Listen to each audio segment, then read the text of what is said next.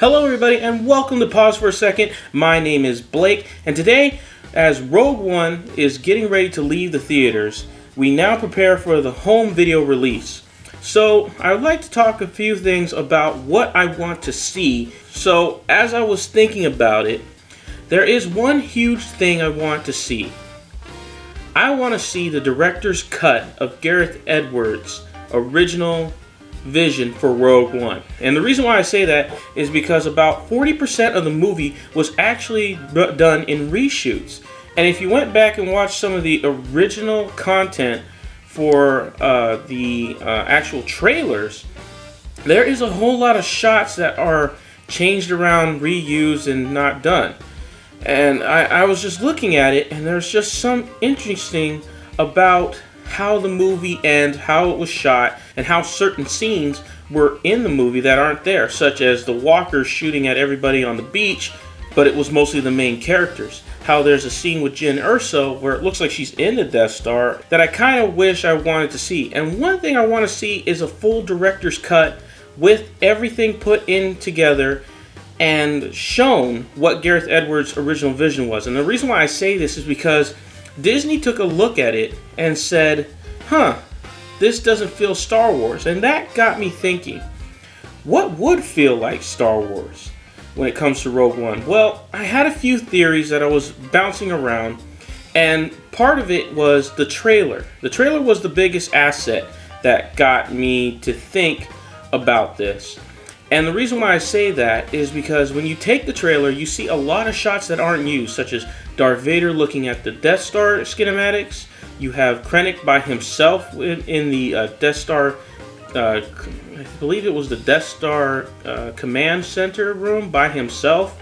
You have a lot of shots with the rebels running around, doing different things, how they're running through the base rather than sneaking through it.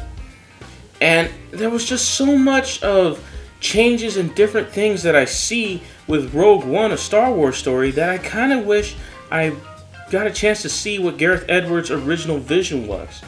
And the reason why I also bring this up is because if you got a chance to play the mission on Scarif in the Battlefront DLC, like me and Ryan have, you'll actually see that you have an Imperial fleet versus a Rebel fleet fighting, and then the U-Wing getting through the shields. And then the next part of the mission is the Rebels trying to blow up one of the carriers, and the Imperials trying to stop it. Then it blows up. Then you have to stop the Rebels from getting the Death Star plans, which there's 3 of them, I believe. Yeah, there was 3 plans that they have to get each one onto the U-Wing and get off. And then it ends. So I was just wondering, with the way everything that was cut, and honestly, I like the original cut of the movie. Don't get me wrong, I actually love Rogue One itself.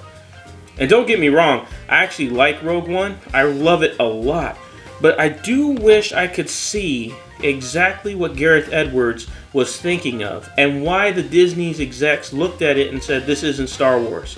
I wish they would kind of release that, maybe in a combo, kind of, give us, here's the director's cut, here's the theatrical cut, see which one you think is better. I think that would be good for fans to get a chance to see what could have been, and whether it was a dodged bullet or a complete missed opportunity. Either way, it would be kind of cool to see it. Other things I want to see the interviews with all the cast. I want to see what they thought of the movie as they were shooting it, what they felt each of the motivations of their characters, as well as I would like to see some audition tapes, because we got a chance to see that in Force Awakens. You got a chance to see how Daisy Ridley actually impressed J.J. Abrams right off the bat, and how it finally took some resilience for John Boyega. Basically, he came in and auditioned close to 9 times before he finally got the part of Finn. So I would like to see what the process was for picking each of these actors, because I like all of them. In fact, when I talk to people about Rogue One, I actually think that the characters for The Force Awakens are more memorable, and the characters for Rogue One are actually more enjoyable. I actually enjoyed it the multiple times that I've seen it. But that's one thing I want to see. I want to see exactly what Gareth Edwards had in mind, and what possessed Lucasfilms to just say, we're going to do 40% of our reshoots and basically chew up nearly 2 months of filming in order to, correct some of the mistakes that they felt was not really a Star Wars movie. And keep in mind, also the soundtrack was thrown together in 4 months. I have the soundtrack. It's nothing memorable, but it is doable as far as a Star Wars film. Now, as we come to a close on what I would like to see on the Blu-ray release and things like that, I would like to see other extra features, practical effects, how they did some of the CG, and what prompted them to go to CG characters. In other words, if you haven't seen it already, doesn't matter, spoilers, the movie's been out for almost 2 months.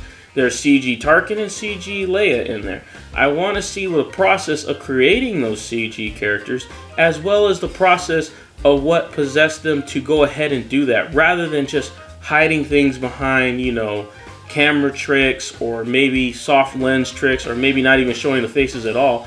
What made them boldly go out and say, let's go ahead and recreate Peter Cushing, and let's go ahead and recreate Carrie Fisher, and just put them in the movie, so that it gives the movie more continuity when you put in episode 4. I would like to see a lot of these features in there. There are also some other things I want to hear, like the process of writing the screenplay, what the original screenplay would have been like, and a few other things. Because like I said, the ending was changed. Basically, they went in and rechanged the endings. They reshot everything. They reshot dialogue. And when you do reshoots, normally it's just to fix some continuity mistakes, or maybe certain actors weren't there at the time, so you can kind of get the back and forth or the close-ups. But this was actually reshooting almost the entire movie. And so when I come to this conclusion, I really want to see what is the actual director's cut. And if Disney is bold enough to let us see that and let us make up our mind on what we feel is the actual real story, that would be great. If not, throw the scenes that were cut out in there. In fact, show the altered scenes. Here's what it was supposed to be. Here's how it was supposed to go. I would love to see that too. But I really want to see a full put together cut of Gareth Edwards' original movie. If allowed to, I want to see that. But either way, that's the things I want to see on the Rogue One Blu-ray release of this. I want to see stuff like that. But anyway, leave your comments down below. Tell me what you think, what you want to see, what you don't want to see. Or maybe if you don't like Star Wars, well, maybe you could just tell everybody why it sucks. Anyway, have a good one, guys.